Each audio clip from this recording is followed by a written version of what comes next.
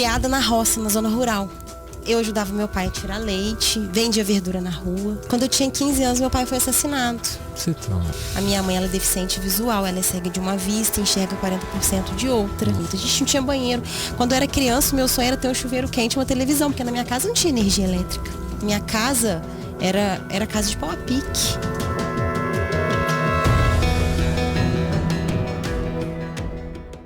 Como é que é a história da sua vida? Você é de Passavinte mesmo? Nasceu lá? Passavinte, nascida e criada no município. Aliás, nasci no hospital em Barra Mansa. Sei. Porque em Passavinte não tem hospital, então eu nasci em Barra Mansa. É perto de Barra Mansa lá? É perto de Barra Mansa, deve dar uns 60 quilômetros ou menos. Sério? Bem, de Volta Redonda acho que são 66 quilômetros. Bem pertinho. Porque nós estamos na divisa com o estado do Rio. Então, eu sou nascida e criada lá, assim como os meus pais, minha mãe, meu pai, meus avós. E nascida e criada no município e apaixonada pelo local onde eu moro. É onde eu crio os meus filhos, onde está toda a minha família, minha mãe, o uso da saúde, o uso da educação. E eu sempre fui criada na roça, na zona rural. Legal. Desde muito nova, eu ajudava meu pai a tirar leite, vendia verdura na rua. É, isso eu já vi falar mesmo. É. Vocês moram na zona rural. Você morava na zona rural, né? Até hoje eu moro na zona rural. Até hoje você mora na zona rural. rural. Até hoje você mora na zona rural. Mas eu sou nascida e criada na zona rural. A gente plantava verdura e ia na cidade vender. E eu nunca tive vergonha. Não. De pegar. Porque tem pessoas que têm vergonha, né? Já teve pessoas que chegaram e me falaram assim, nossa, mas você vende assim, eu não teria coragem. Eu falo, mas por quê?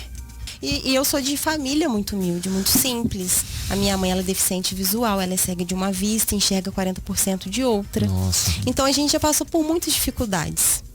Bastante mesmo. Tem uma aí que ela vai contar que eu fiquei sabendo agora. Ficou sabendo. E quando. Aí a gente na roça, eu lidando lá com meu pai.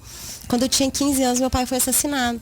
Você tá, meu Deus. E ficou eu, a minha mãe e a minha irmã. Eu com 15 anos, a minha mãe com a deficiência dela e a minha irmã com 12 anos, de 12 para 13. E foi uma fase muito difícil. A gente sofreu muito. A gente procurava meios de tentar solucionar o caso, nunca conseguimos. Nunca conseguiu? Nunca conseguimos. Foi na zona rural mesmo? Foi na cidade, era 11h15 da noite, mataram meu pai. Ninguém sabe até hoje? Ninguém sabe até hoje. Motivação? Quem foi o motivo? Não tem, 16 anos. Seu pai tinha envolvimento com política? Meu pai no início, quando era mais novo, sim. Tá. Nessa época não? Nessa época não, meu pai tinha 37 anos. Meu Deus. Aí ele foi assassinado, então a nossa vida, assim, virou um caos. Porque né, a gente não entendia o motivo de estar acontecendo com a gente. Pessoas muito simples, a minha casa era casa de pau a pique.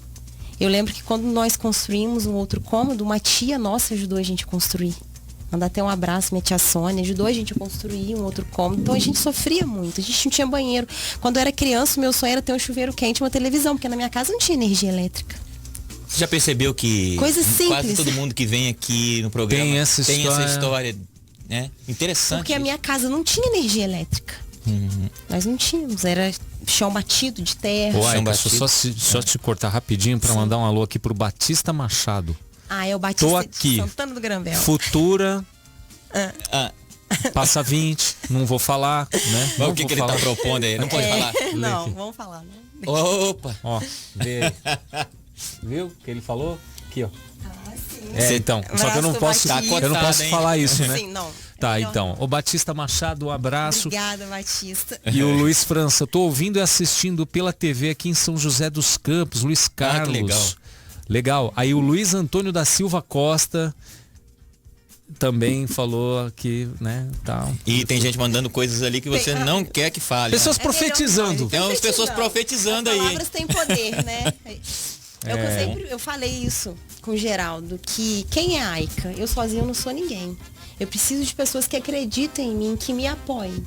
É isso mesmo. Porque a gente sozinho, a gente não vai em lugar nenhum. A gente precisa de pessoas. E o Luiz está te mandando um abraço. Luiz Antônio da Costa Silva. Outro. Da Silva Costa. Costa e Silva. Costa e Silva foi presidente. Foi presidente do Brasil, sim, né? Da Silva Costa.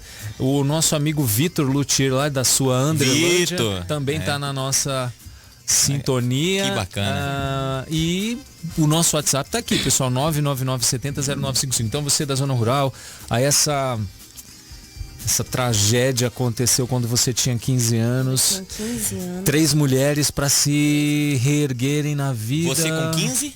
A minha irmã com 12. Poxa, e a sua mãe com uma deficiência. A minha mãe com a deficiência visual. Acho que 38 anos. Sim. Muito nova. Na zona rural, ainda vocês estavam vivendo em casa de pau a pique, com mais... Vocês já tinham... A gente já estava numa casa assim, de tijolo, mas não tinha embolso, não tinha nada. Sim. Ainda era terra batida. Sim. Era bem simples, aí a gente já tinha feito um banheirinho, porque quando eu era criança, o nosso banheiro, ele era com uma lona, onde passava água no meio. E eu tenho muitas recordações. Sim. Mas não é uma recordação boa isso, não. Eu acho que, a gente talvez você tenha recordação, tenha saudade. Mas eu acho que tudo é aprendizado. A gente tem que tirar uma lição de tudo que acontece na nossa vida. Nunca pensar o pior. Recentemente, foi na quinta-feira, de quarta para quinta, eu perdi um tio de 59 anos que infartou e faleceu. Seu pai tinha quantos anos na época? Meu pai tinha 37 anos. Meu Deus do céu. Só que há 8 meses atrás eu perdi um outro tio. E há 2 anos eu perdi um outro tio. São 3 irmãos que faleceram em um tempo de 2 anos. E eu olho para minha avó e falo, meu Deus, como que ela é forte. Perdendo os filhos, né? Perdendo os filhos. Aí eu falo assim, eu tenho que ser forte, porque eu fui criada numa família de mulheres fortes, de pessoas fortes, de homens fortes. E não é fácil, eu acho que tudo a gente tem que tirar uma lição. Aí o meu pai faleceu, ele tinha 37 anos, eu tinha 15. Foi muito difícil pra gente se reerguer. Aí eu comecei a vender lingerie na cidade. Comprava lingerie, vendia, minha irmã começou a fazer unha. Vivíamos em uma casinha. No começo a gente foi morar com meu avô, que era o pai do meu pai. Nós morávamos com ele. Depois, quando saiu a pensão pra minha mãe, a gente foi pra uma casinha tentar se reestruturar. E com 17 anos eu engravidei. Eu engravidei do meu filho, hoje ele tem 14 anos, é o Yuri. Meu amor, minha paixão. Também tem uma menina hoje, tem 6 anos, Angelina. E foi mais difícil ainda. Porque você sofre muito preconceito. Você também tem uma menina, a menina não é do Yuri. Não, eu tenho. Você tem o Yuri e tem uma menina a Angelina. Angelina. Tá. O Yuri, eu fui mãe com 17 anos. Tá. Só que eu falo que ele veio para trazer uma lição pra gente, porque a gente sofria demais pela perda do meu pai. Nós não aceitávamos ele ter partido. Então eu acho que o Yuri veio até como uma forma de suprir aquela dor. É verdade. E eu tive que amadurecer.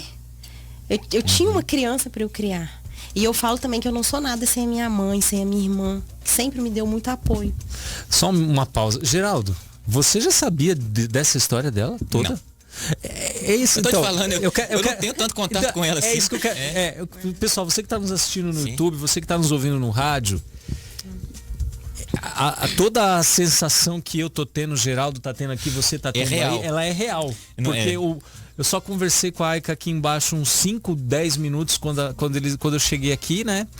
Que eles chegaram aqui, era meio-dia mais ou menos hoje. Chegaram super cedo. Mas também. Chegaram meio-dia aqui em Minduri para não atrasar a brincadeira. Não pode falar, eu esqueci. Não pode. Aí, Aika, você trabalha especificamente do quê? Eu trabalho com consultoria e assessoria pública voltada para o patrimônio cultural, esporte, turismo. Agora eu estou trabalhando também com processo seletivo. Certo. Aí eu trabalho na arrecadação de receita, igual o ICMS Patrimônio Cultural. A gente tem a lei 18.030, que define alguns critérios para as prefeituras estarem recebendo alguns recursos. Aí nisso entra o patrimônio cultural. A gente tem que fazer uma série de trabalho, visita técnica em bens tombados, inventariados, registrados. A gente tem que trabalhar a parte de educação patrimonial com as crianças na escola. A gente tem que ter um conselho municipal de patrimônio cultural ativo. Então é um trabalho que a gente faz anual e no final do ano a gente junta todo o documento e elabora alguns relatórios e envia ao IEFA, que é o Instituto Estadual do Patrimônio Histórico e Artístico de Minas Gerais. Então aí no esporte entra a mesma coisa, a gente trabalha com as atividades esportivas e depois coloca no sistema a fim de conseguir um recurso. Turismo, a mesma coisa. Sim.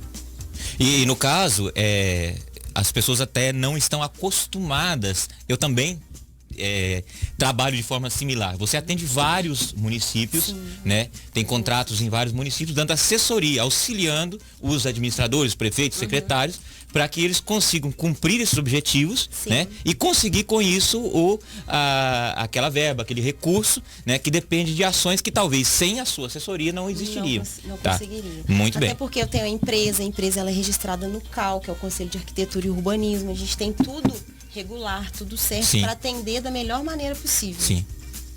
Muito bem.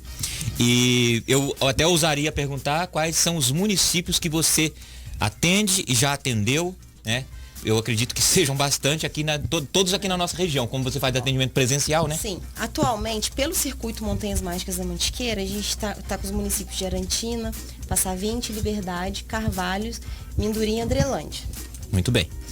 Já a minha assessoria presencial, eu estou em Arantina, Santana do Garambel, Bocaina de Minas, Seritinga, e agora eu estou prestando um serviço lá em São Lourenço. Só que lá é direto com o secretário. Tá. Muito bem.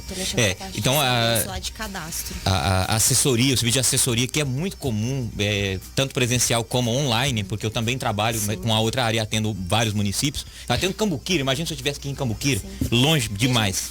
Mesmo que a gente não esteja no município todos os dias, a gente está ali disponível o tempo inteiro. Exatamente. Até a noite, né? Sim, até a noite. Até a noite. Então, Ricardo, eu acabei conhecendo a AICA, porque como eu trabalho em vários municípios, ela também trabalha, a gente acaba se encontrando em alguns deles.